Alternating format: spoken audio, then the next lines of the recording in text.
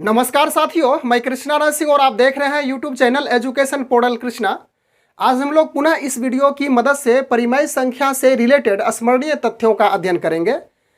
इससे पहले हम लोग एक वीडियो में परिमेय संख्या से संबंधित जो आधारी ज्ञान होता है उसका अध्ययन किए थे और उसमें परिमेय संख्या के गुण और उनके बीच की संक्रियाओं के गुणों का अध्ययन से संबंधित वह वीडियो था। यदि आप नहीं देखे हैं तो उसे ज़रूर देखेंगे, क्योंकि वही वीडियो से यह स्मरणीय तथ्य रिलेटेड है। उसका लिंक डिस्क्रिप्शन बॉक्स में अवेलेबल है उस वीडियो का, आप वहां जाकर के देख सकते हैं। तो चलिए एक एक करके उन स्मरणीय तथ्यों का हम लोग अध्ययन करते हैं। नंबर 1 है कि परिमेय संख्या में p तथा q पूर्णांक होता है। यहाँ पे पहला नंबर हम लोग देख रहे हैं कि परिमेय संख्या, तो आप स्पष्ट रूप से समझ रहे हैं कि परिमेय संख्या वैसी संख्या जो p/q के रूप में लिखी जाती है।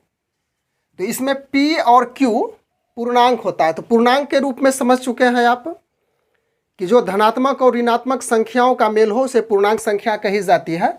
और इसी परिमेय संख्या में थोड़ा सा हम एक और यहाँ पे ऐड कर दूँ कंडीशन में कि q का जो वैल्यू होता है वह 0 के बराबर नहीं होता है, यानी कि q does not equal to 0। तो पहला पॉइंट हम लोग देख चुके हैं कि परिमेय संख्या में p तथा q पूर्णांक होता है। उसके बाद दूसरा पॉइंट इसका है कि परिमेय संख्या में हर 0 के बराबर नहीं होता है। ध्यान रहे कि परिमेय संख्या का हर 0 नहीं हो सकता है।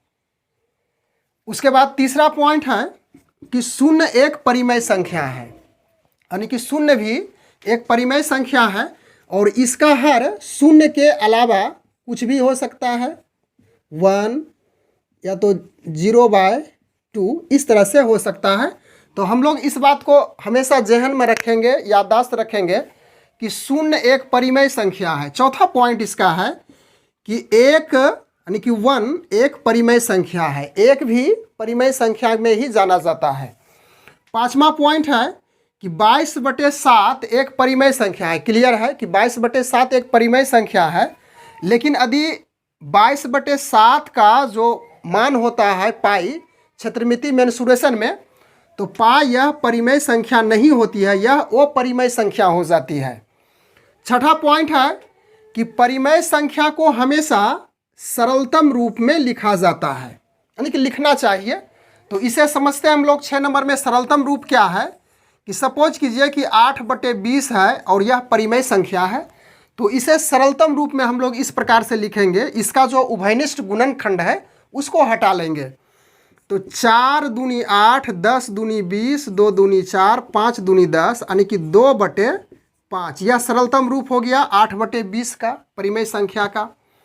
उसके बाद हम लोग 7वां पॉइंट पे चले गए हैं कि परिमेय संख्या का हर हमेशा धनात्मक चिन्ह में होता है। इसे भी हम लोग समझते हैं कि परिमेय संख्या का हर, जैसे सपोज कीजिए कि एक परिमेय संख्या इस प्रकार से है 8/-7, यह परिमेय संख्या है। तो इसका जो हर है माइनस है, तो इसे हम लिखेंगे फाइनली तो -8/7, यानी कि नीचे का हर हमेशा धनात्मक चिन्ह में ही होना चाहिए।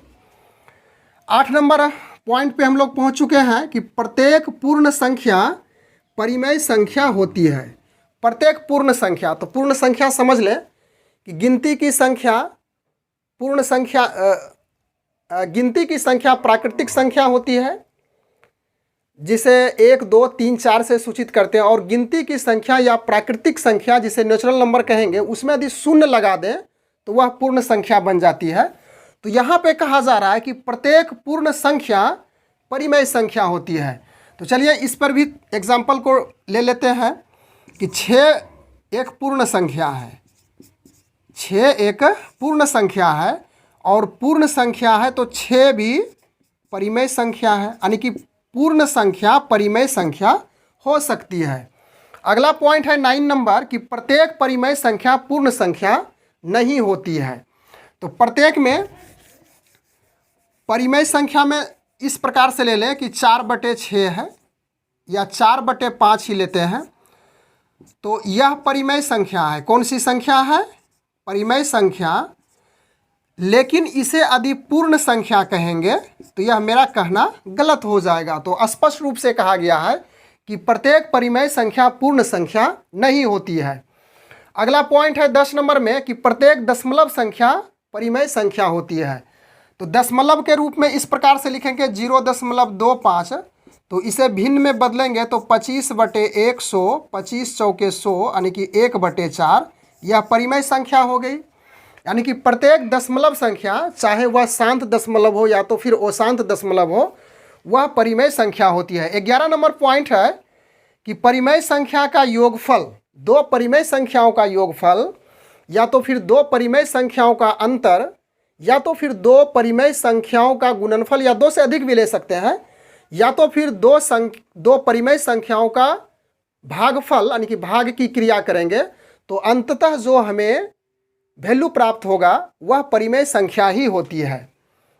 इसे आप डिटेल रूप से भाग 1 वीडियो में देख सकते हैं। डिस्क्रिप्शन बॉक्स में इसका लिंक अवेलेबल है, जाकर के देख सकते हैं यदि नहीं देखे हैं तो। उसके बाद हम लोग 12 नंबर पॉइंट पे आ चुके हैं और इसमें कहा गया है कि परिमेय संख्या का योग क्रम विनिमय नियम का पालन करती है। यानी कि परिमेय संख्या में यदि योगफल करेंगे परिमेय संख्या लेकर के तो वह क्रम विनिमय नियम का पालन करती है। लेकिन वहीं पे यदि अंतर घटाव का बात कही जाए, घटाव के रूप में क्रम विनिमय नियम में, तो वह उसका पालन नहीं करती है।